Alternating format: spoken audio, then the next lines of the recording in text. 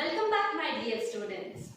In this class, let us learn another 5 marks question, and it is important question in this chapter, that is the structure of pollen grains. As you all know that pollen grains represents male gametophyte. In today's class, let us learn about the structure of pollen grains. Again I am repeating, this is important 5 marks question. See, they may also ask this diagram for 3 marks, and they have asked also. Okay, and let us study the structure of pollen grains now. The pollen grains, they are generally spherical in shape. So I can write like this. The shape of the pollen grain is what?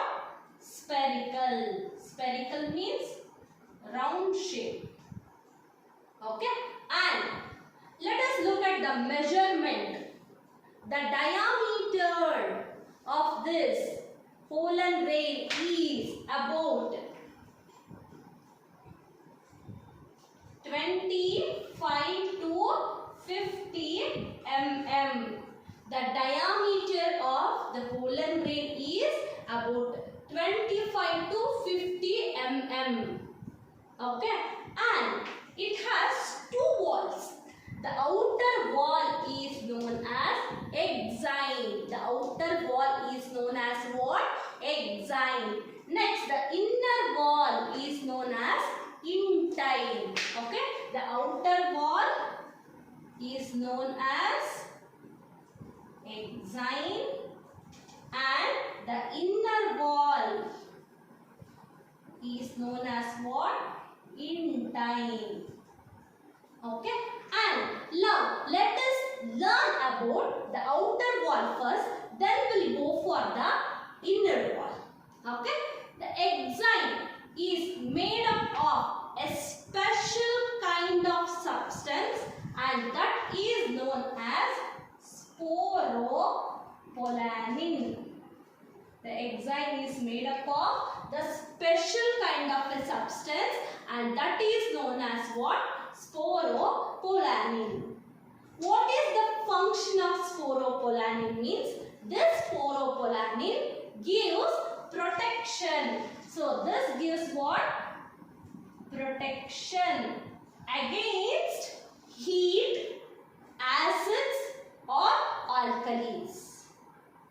Then coming to the inner wall, this inner wall is called what? Intine, and it is made up of pectin and cellulose. And this intine is thin and delicate. This is thin and what?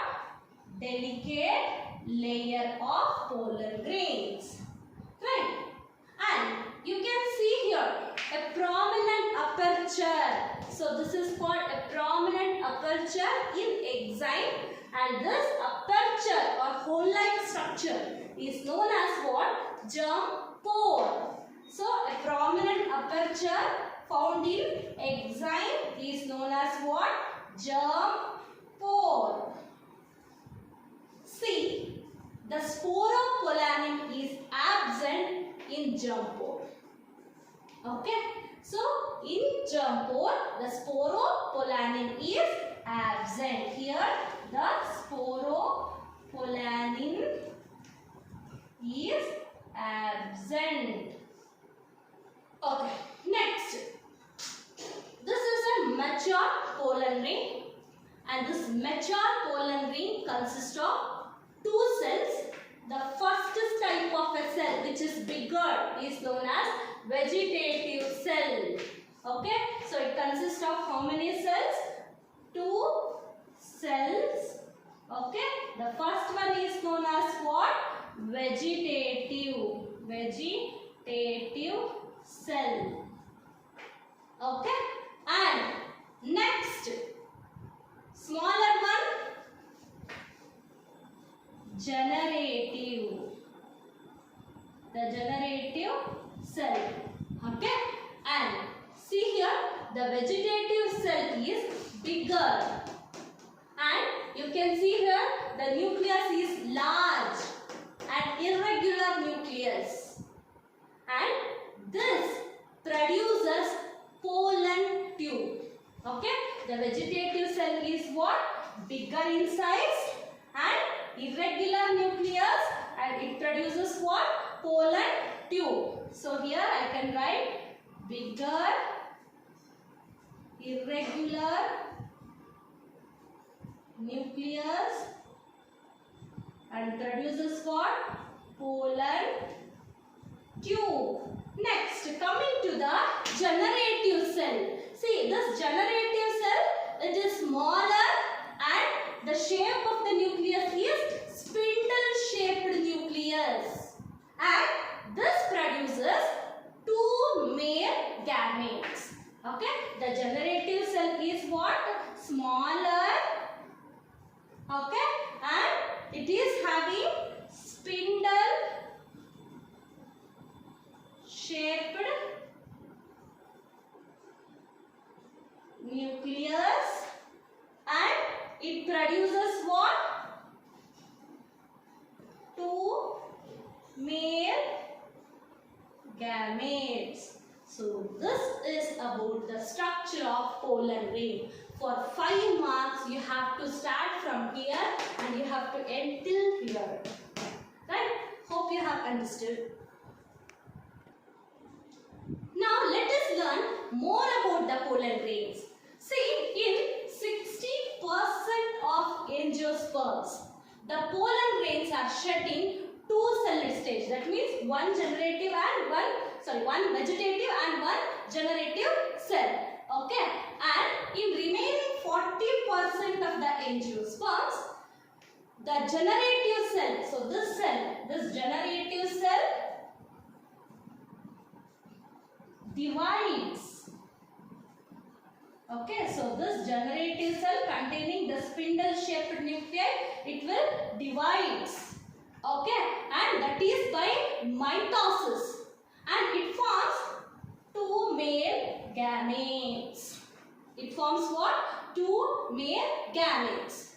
And the pollen grains of many species, for example Parthenium or carrot grass, okay, they cause the severe allergies as well as bronchial infections and bronchial diseases in some people, and it leads to a chronic respiratory disorders such as asthma, bronchitis, etc.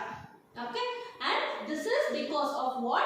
The pollen grains of certain species such as Parthenium. So it causes allergy in some people, not for everyone. For some people it causes allergy. And there are some useful things that we can get from the pollen grains. The first is, see, the pollen grains are rich in nutrients. The pollen grains are what? Rich in nutrients. Hence, these pollen grains can be used as the pollen tablets, and this can be used as a food supplements.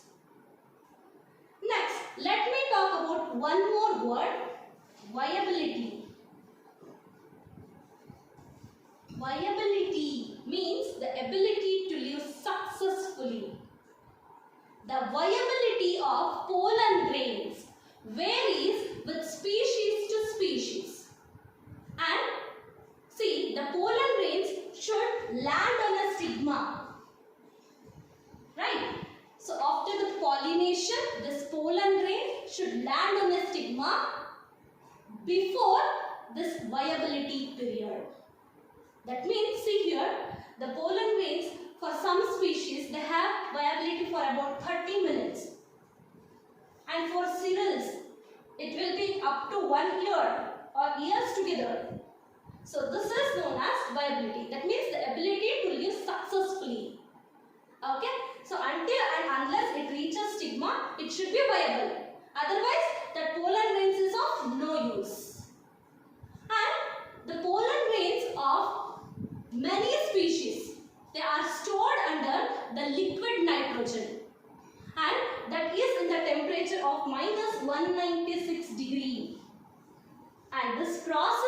known as cryopreservation. And the process of storing the pollen grains of many species in liquid nitrogen or by cryopreservation, and that is termed as pollen bank. So that whenever we need a pollen for any experiments or for hybridization procedures, this pollen can be taken. So this is about the pollen grains. Hope you have understood. Thank you.